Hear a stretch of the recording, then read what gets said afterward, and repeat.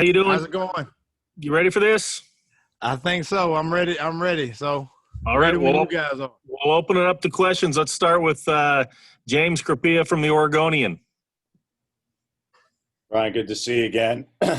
We both hailed from the SEC previously, so good to see you again from first time in a long time. Yep. I'll get the elephant out of the room, Bryan. What was it like interviewing for a job amid a pandemic when you couldn't physically come out here for the interview? Moving cross country, and secondly, I wrote it up, and I have the contract from SC. You left a lot on the table. Sure. I know they amended something with the buyout and everything, but you left something on the table. What went into the whole thought process, the interview process, et cetera?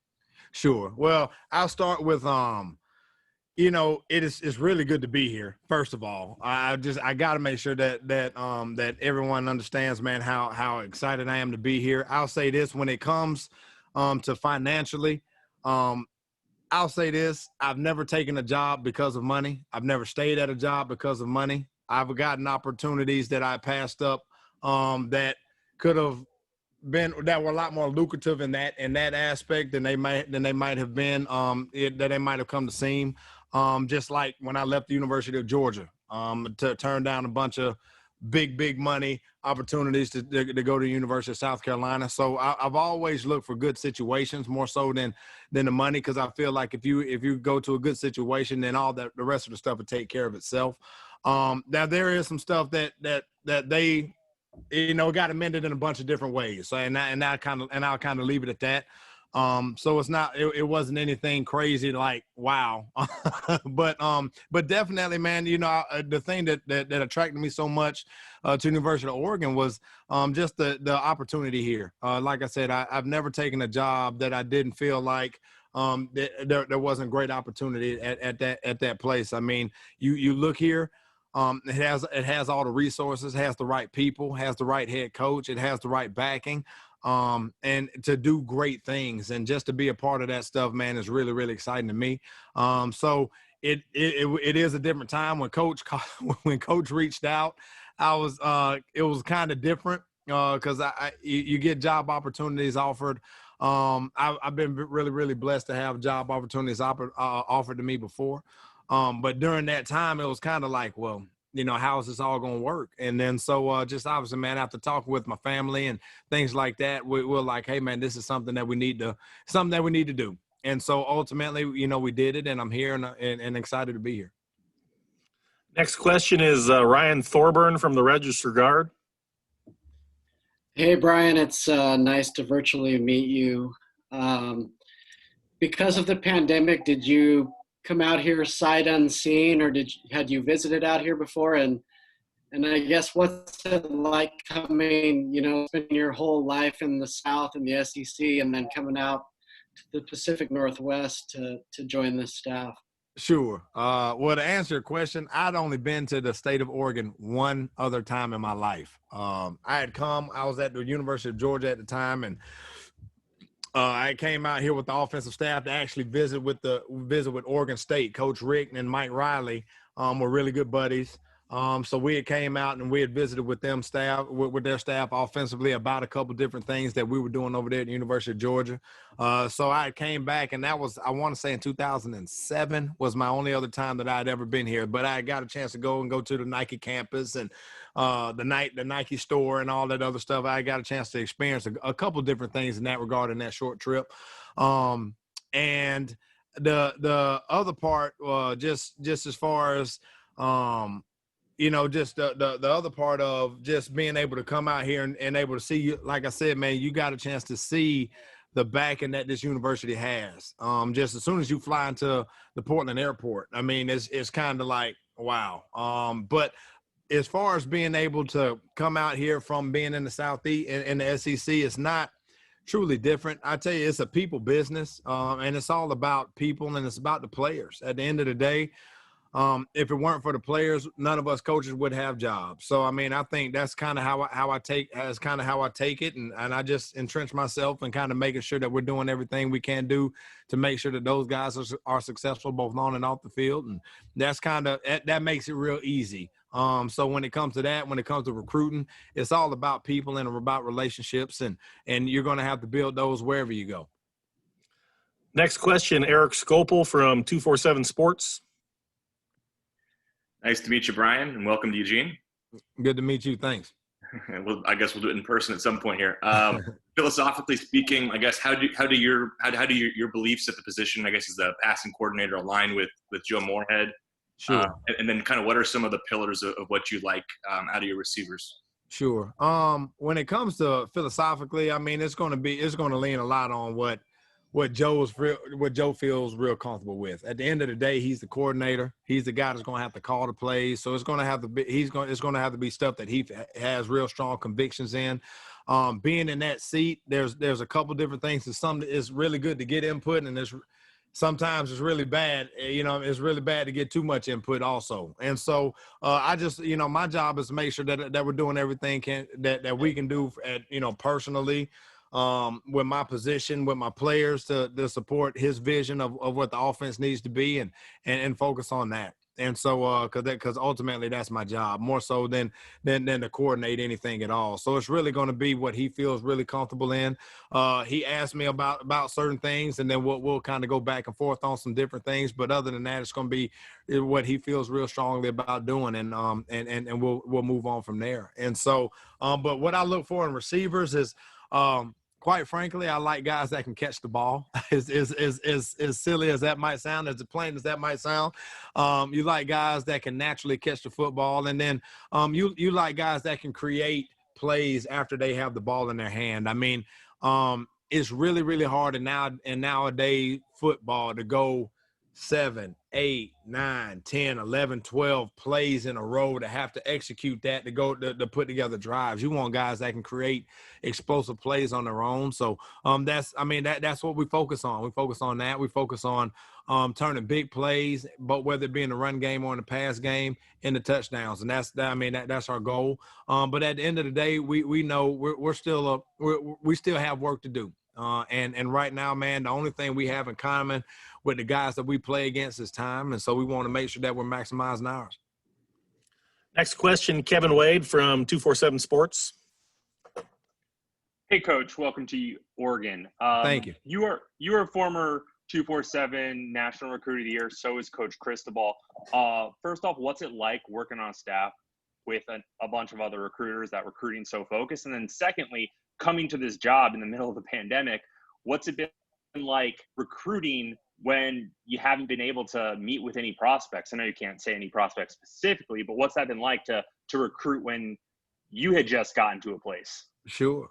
Well, it's always great to be on the staff with like-minded people, and I've been fortunate to be on, other really good staffs also. And so, I mean, and every staff that you're on, I think every staff in college football recruiting is definitely or should be a main focus. Because at the end of the day, man, that's kind of the lifeblood of every program is the recruits that it brings in. And so obviously, having, Coach Cristobal having done it at a high level, shows that he gets it. I mean, he gets it and he understands it. But it is, it's just nowadays in society, man, it's just what the world has come to in the sense of how you meet people and how you socialize. When it comes to Zoom, when it comes to FaceTime and all the technology that you have available, you just have to use that as much as you can to expose yourself to as many other recruits and their family members and everything like that, to get real comfortable with each other when it comes to that. But like I mentioned earlier, recruiting is about relationships. It's about gaining the trust of people, and they know that you're going to do everything you can do within your power to make them the best that they can be, both on and off the field. And at the end of the day, that's what you're trying to show people. So just doing a good job of just trying to make sure that every opportunity that I get, that's what I'm doing too. Next question is from Julian Minenson from KZI. Hey, Bryan, good to meet you. Welcome to Oregon. I just wanted to ask, what is it about this wide receiver group so far that's impressed you? I know it's still very, very early in camp. But what is it about them that's impressed you? And if there's somebody that's stuck out to you so far that's really caught your eye, maybe that you didn't expect or that's impressed you just in these early moments of camp? Sure. Well, I'll say this: what have been real positive with our guys is you see the progression in every practice that we've taken. They are doing a really good job of taking stuff from the meeting room out to practice and applying it. And so, I'm a guy that I'm very, very demanding, in a lot of different ways, on everything from all. I mean, there is no detail too small that I won't be demanding about. And those guys are doing a great job of allowing me to push them to make sure that they reach all of those expectations that we have. I told them, man, we have really high expectations in our room, and they're not lowering. And so, I mean, those guys are working their tails off, man, to try to make sure that they're going out there and improving every single day. So that right there has probably been the biggest thing that I've been impressed with right now with those guys. And they know that every day is opportunity. And every day is opportunity. But I've been really, really pleased with the guys that really, the same guys that have played a bunch of ball, the Johnny Johnsons, Jalen Reds, Micah Pittmans. They're doing they're doing a really good job. I've been real impressed with Chris Hudson up to this point. He still has a long way to go and a lot to learn, but he's very, very willing. I've been pleased with him. But overall, the overall group has done real well, and those guys have worked their tails off every single day to improve. And like I said, we're still a long way away, but those guys are working to get there. Next question comes from Dylan McClendon from NBC Sports Northwest.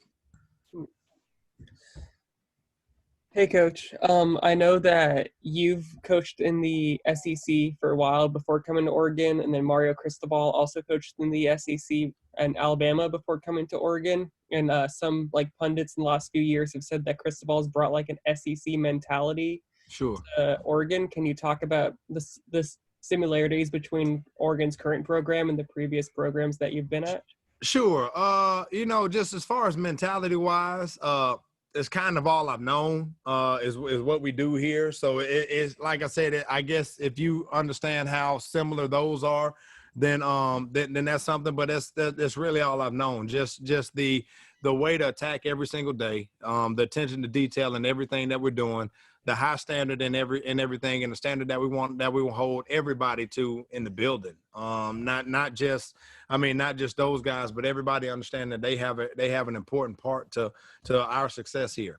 Everybody does. And so, like I said, that's kind of all I know. He's been exposed. Coach Cristobal has been exposed to some really, really, really good coaches, and all of us coaches are really just a culmination of the people who brought us up in this business. And he's had really good people that's bring him up in the business. And so, I've been really, really fortunate to be around him and pick up stuff in my short time here, and really plan on doing so as long as I'm here. Next question comes from James Scarpia with the Oregonian. Bryan, just wanted to go over a bit of personnel. You went over certainly the guys we're most familiar with and we've seen the most of, but elsewhere on the depth chart, whether it's Waters and Wilhoit or Delgado, Crocker, who's at X, who's at Z, who's at F, where's kind of things filling out lower on the depth chart? Sure. Those guys have really done a good job of having to learn them all, to be honest with you. This is what I mean when I say that. What I would like, what we want to do is make sure that we always have the best that we can possibly have on the field at any given time. So it's not so much as, hey man, second team guys right here, but hey man, this guy's down, his chin strap buckle broke. All right, now this guy needs to go in at H, this guy needs to go in at X, this guy needs to go in at Z. So those guys have to do a good job of really just learning all of the concepts, if that makes sense. So all of those guys are repping at a bunch of different positions. I guess that's the answer that I'm trying to get to. But at the end of the day, Josh Delgado has done a great job picking up everything, learning all those different positions. He allows us to go in there and go in the game and play. And be able to function at a high level at a number of different spots. Lance and both JR, both those guys are coming along. They missed a lot of time last year with injuries and things like that. So in essence, this is really those guys' first full off season, first full camp so far. So as long as they keep doing that, they'll keep continuing to progress. But like I said, those guys missed a lot of time, and so just making sure that we're trying to bring those guys up to speed too.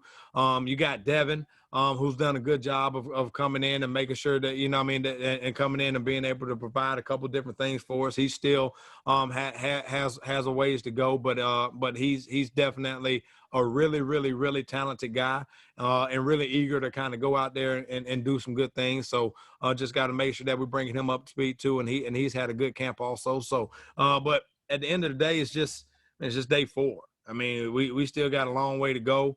So it's really hard to say, hey man, you know, this guy is really a cut above or a cut below anybody. I mean, we've just only really been out there 4 days, and I mean, tomorrow will be day 5. Next question is from Eric Scopel, 247 Sports. Hey, I was curious, as the passing game coordinator, obviously you're going to have some inputs on the quarterback play.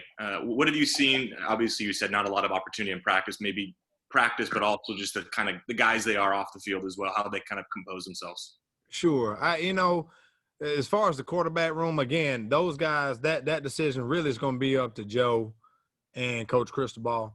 Obviously, man, he'll get input and everything else from myself and the rest of the offensive staff. But, you know, at the end of the day, those guys, man, both Tyler, AB, yeah, I mean, all those guys, man, they've done a good job of grasping everything, both, you know, on the field, how they need to be off the field. And, you know, I mean, they're one of the guys, which is really, really good to see too. I mean, the team enjoys those guys. They come in and then they're getting stuff in early with the guys. They're getting stuff after practice with the guys, which is really, really good to see. So, I mean, all those guys, man, are putting themselves in position to go out there and try to compete and give us the best chance to win games. And so, at the end of the day, like I said, I'm pretty sure down the road there'll be some decisions made and all that other stuff. But, you know, I've only been here for 4 practices with those guys, you know. And so, I mean, you know, as far as being able to see them live, that's really all I could tell you, you know what I mean, other than the film that I watched from spring practice. Next question, back to James Carpia from the Oregonian. Bryan, you're obviously renowned as a recruiter, and I watched, I think, every one of those running backs that you brought to Georgia at the time. How do you go about getting those guys out of that region, whether it be Georgia specifically, Memphis, the Southeast in general? Obviously, the staff has done it the past couple of years on, you know, selectively. But how do you go about doing that and selling your brand to kids who obviously, you know, through Georgia, where the in-state schools are obviously a big appeal and the region is a big appeal? And how much does an organization like the MCA of Georgia play a role? Because I know that Mario's obviously done a lot, and I know you've done a lot with them this past year, but you've done a lot for years with them. Sure. You know, to answer your question, I think, you know, it really goes down to kind of what I said before. I mean, it goes down to just building relationships with those guys. At the end of the day, those guys got to know, they got to trust them, their family. They got to know, they got to trust that, man, that we have those kids' best interests at heart. You know what I mean? Wherever they're from, you know what I mean? From the East Coast to the West Coast, those guys got to know, man, that they're going to come here and they're going to be looked after. And at the end of the day, it's not going to be all sunshine and rainbows. It's going to be some hard days that happen in college too. I mean, not just in college, that's just called growing up and getting older, right? You know what I mean? And at the end of the day, you're going to want people in your corner that, you know, you can go in there and shut the door and say, hey, coach, look, I'm struggling right now. And then you're going to be taken care of, you know what I mean, in every aspect, man. So so when it comes to being able to recruit, it's really, like I said, man, just about building relationships and doing those. Obviously, man, over there in that region, that's all I've kind of come up, or I've kind of come up over there and have a bunch of really good relationships already built up with a lot of people, you know. And so, I mean, it does make it easier to go over there and say, hey, you know, and have people vouch for you. Hey, man, I know this guy right here. You know, he's a good guy. This guy right here, he's, you know what I mean, he's a guy that we can trust in a bunch of different assets and in a bunch of different aspects of life. So, and I think, you know, like I said, man, that was another thing that brought me out here, is being able to go and expand and get connections out here to be able to do the exact same thing, you know, out here on this coast as well. So, and it's been really, really good, man. The people out here have been really receptive. All I can be is me. And so, you know, when it comes to that, man, and it comes to, you know, the connections and everything else that we have over there on the East Coast, I think that's what gives us a bonus. But at the end of the day, man, we got to do a great job of recruiting in our footprint up here too. And so, I mean, and the good thing about the University of Oregon, it truly is a national brand. I mean, you can go anywhere and then people know and recognize, hey, man, that's the Oregon O. And so, I mean, at the end of the day, man, you have that going for you just with any coach that works here. Last question goes to Max Torres from Scoop Duck. Hey, Coach. Great to meet you. We've seen this trend in college football over the past couple of years of bigger body wide receivers really being, what kind of elevates these programs. You get here to Oregon, you kind of have a mixture of body types with, Micah, Jalen, Devin Williams. How do you, as a passing coordinator and as a receivers coach, go about kind of finding that right balance between size and speed? Sure. I'll say this. When you look at the best guys, no matter what size they are, they're guys that can get open and create explosive plays, right? And so however size that comes in is what size it comes in. I mean, because, you look at the guys over there at LSU, last year. I mean, those guys over there, they did have some size on them and everything else. Now you look at other receivers, man, that might be leading the country right now, man. Their size, the size range really varies. It's really, really big. So at the end of the day, you want guys that can consistently beat man to man, and that can consistently give you big plays and opportunities to score when they have the football in their hand. And so whatever size that comes in, then I'm fine with it. Okay. So I'm not married to kind of one size or another. At the end of the day, I'm married to more so of the traits that you need to go out there and be able to play well. And right now, man, if it comes in a bigger body guy, then I'm fine with it. If it comes in a smaller guy, I'm fine with it also. Thank you, Coach. Appreciate your time. Thank you, guys.